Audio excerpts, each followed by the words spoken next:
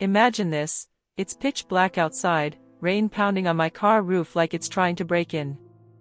I'm curled up in the back seat, shivering under a thin blanket, my body aching from pulling double shifts at 2 dead-end jobs. Suddenly, there's a knock on the window that jolts me awake. I peek out, heart racing, and there he is, my rich uncle, the one I hadn't seen since I was a kid, staring at me with shock in his eyes. That moment flipped my world upside down, but to understand why, I have to take you back to where it all started. My name's Alex, and growing up wasn't easy. My dad remarried when I was 10, after my mom passed away from cancer. At first, my stepmom seemed nice enough, baking cookies, helping with homework. But once they had their own kids, everything changed. She turned cold, treating me like I was some burden she had to deal with. My step-siblings, 2 boys younger than me, got all the love and attention. They'd get new clothes, toys, even trips to amusement parks, while I was stuck with hand-me-downs and chores. The abuse started small. Verbal stuff, like her calling me lazy or worthless when I didn't finish the dishes fast enough. "You're just like your deadbeat mom," she'd say, knowing it cut deep. My dad? He was too whipped to stand up for me. He'd just mumble something about family harmony and look away. As I got older, it got physical. She'd slap me for talking back, or lock me in my room without dinner. My step-siblings joined in, bullying me at school, spreading rumors that I was a freak. By high school, I was miserable. I tried telling teachers, but they brushed it off as family issues. Child services came once, but my stepmom put on her sweet act, and nothing happened.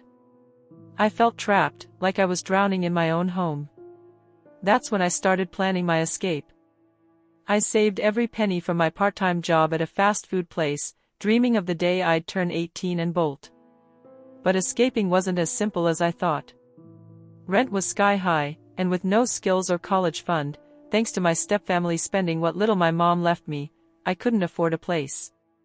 So, I packed my car with essentials, clothes, a cooler for food, and a gym membership for showers.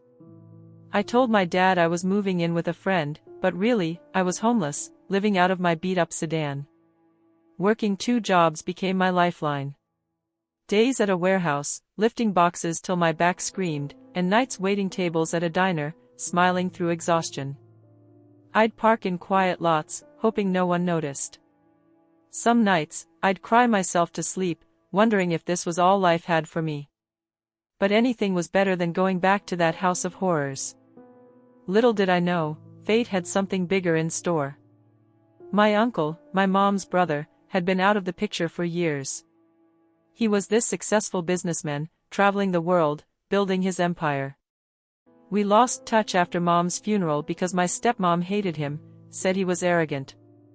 But one day, he decided to visit town on a whim, and that's when he spotted my car in a parking lot he owned. So, there I was, trying to make this car-living thing work. It wasn't glamorous, let me tell you. I'd wake up at dawn, stiff as a board, fog up the windows with my breath, and head to the gym to freshen up. Breakfast was usually a protein bar or whatever was on sale at the dollar store. Then, off to job 1, the warehouse. 8 hours of heavy lifting, dodging forklifts, and dealing with a boss who yelled more than he breathed. By the time I clocked out, my muscles were on fire, but I couldn't rest, nope, straight to the diner for the evening shift. Waiting tables was a whole other beast. Smiling at rude customers, memorizing orders, spilling coffee on myself more times than I can count. Tips were okay on good nights, but mostly, it was just enough to cover gas and food.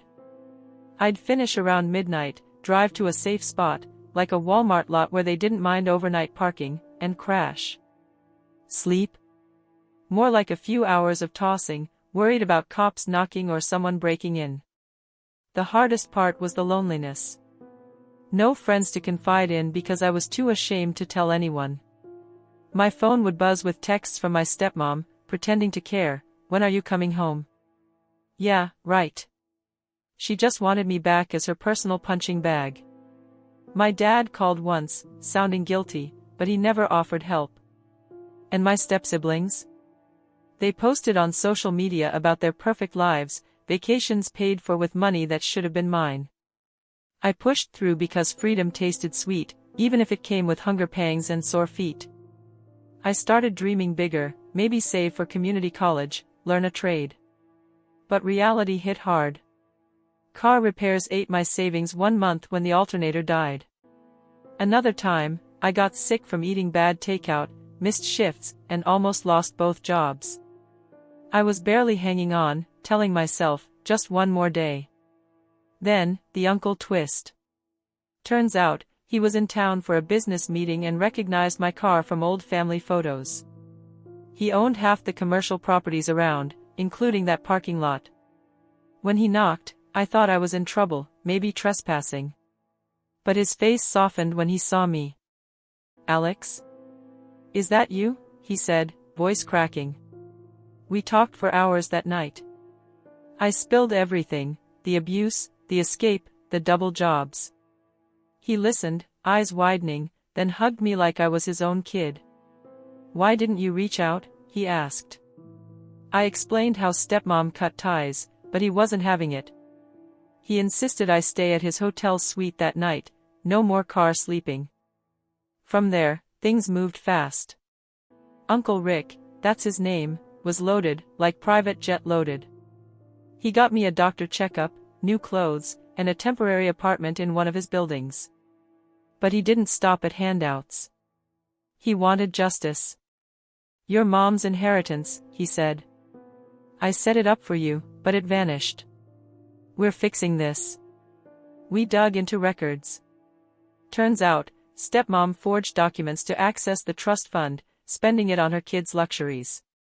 Uncle hired lawyers, the best ones, and we built a case.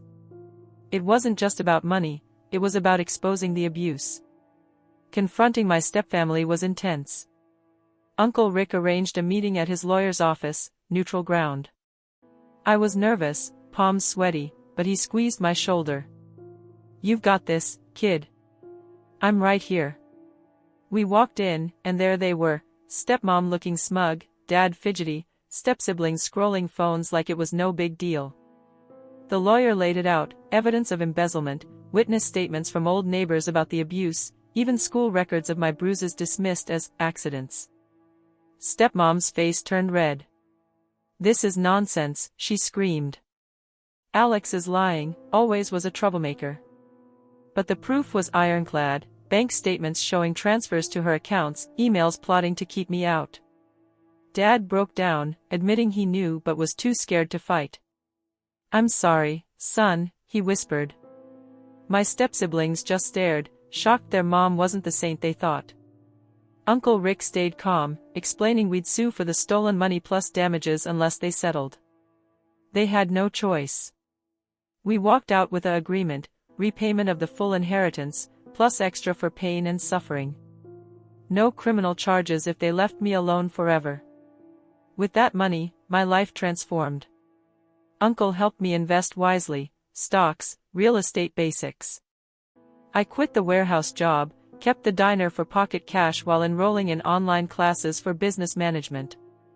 He mentored me, teaching negotiation, networking, even took me on trips to see his operations. But healing wasn't instant. Nightmares about the abuse lingered.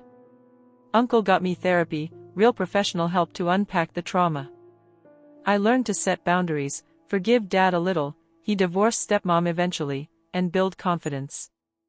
No more feeling worthless. As months passed, I advanced from basic survival to thriving. I started a small side hustle, a food delivery app for local diners, using my waiter experience. It grew, thanks to Uncle's advice on marketing. Soon, I had employees, a real office. Living in my car felt like a distant memory. Of course, stepfamily tried crawling back when they heard about my success. Stepmom sent a fake apology letter, begging for money. I ignored it. Uncle laughed, bloodsuckers till the end. We focused on family, real family. He became like a dad, introducing me to cousins I'd never met. Looking back, that knock on the window was my turning point. From basic escape to advanced revenge and renewal. But wait, there's more to how it all wrapped up. Now, let's talk about the advanced layers, the stuff that turned this from a survival story to a full-blown empowerment saga. After settling the lawsuit, I didn't just pocket the money and coast. Uncle Rick pushed me to think bigger. Wealth isn't about having, it's about building, he said. So, we dove into financial education. He taught me stocks from scratch, blue chips for stability, growth stocks for potential. I used part of the inheritance to create a diversified portfolio, watching it grow through apps and daily checks. Next, real estate. Uncle owned properties worldwide, so he showed me the ropes, scouting deals, calculating ROI, handling tenants. I bought my first rental, a small apartment building, with his guidance. It wasn't easy, evictions, repairs, but the passive income? Game changer. No more double jobs, now money worked for me. Education-wise, I went beyond basics. Online courses led to a degree in entrepreneurship. I networked at conferences, met mentors who shared war stories. My food delivery business evolved, added eco-friendly packaging, partnered with farms for fresh ingredients. Revenue tripled in a year. I even hired folks who'd been in tough spots, giving back like Uncle did for me. Therapy advanced too. From talking basics to deep dives, EMDR for trauma, mindfulness for anxiety. I journaled daily, turning pain into power. Forgave myself for not escaping sooner. Dad reached out post-divorce, we rebuilt slowly, coffee meets turning to holidays together. Stepmom? She faded, last I heard struggling financially. Karma, right? Uncle and I bonded over philanthropy. He ran charities for abused kids, I joined, funding shelters, speaking at events. Sharing my story helped others escape cycles. One kid wrote me, "Your car story gave me hope." That hit hard. Challenges came, though. Business hiccups, like a competitor undercutting prices, forcing me to innovate with loyalty programs. Personal lows, like dating someone who ghosted when I shared my past. But I leveled up, using lessons to spot red flags early.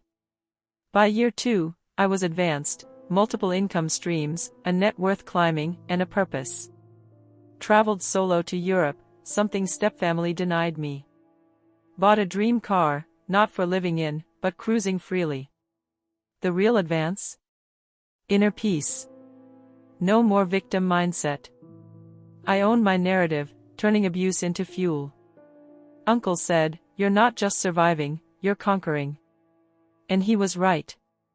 Wrapping this up, let's hit the peak, the ultimate resolution where everything clicked into advanced mastery.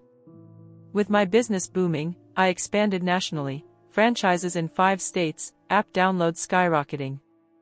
Uncle co-invested, but I led, negotiating deals that'd make sharks blush. Revenue hit 7 figures, I was no longer the car sleeper but a CEO featured in local mags. Philanthropy went pro. Started my foundation, Escape Routes, helping abuse survivors with housing, jobs, legal aid. Funded by profits and donations, we housed hundreds. I testified for laws tougher on family theft, turning personal pain into policy change. Family full circle, Dad moved nearby, we therapy ed together, healing rifts. He apologized deeply, sharing his regrets. No contact with stepfamily, they scattered after the fallout.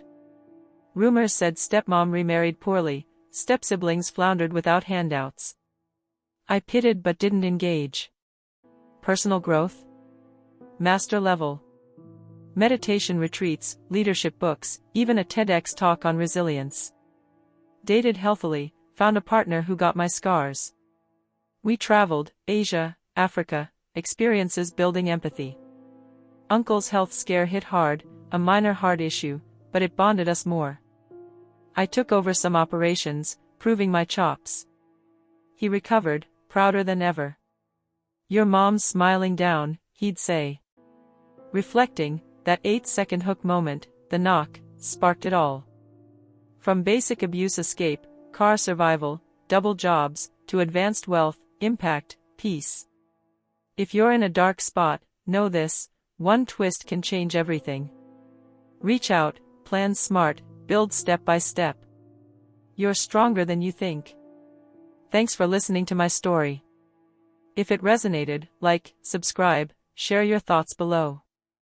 Remember, rock bottom's just a launch pad. See you next time.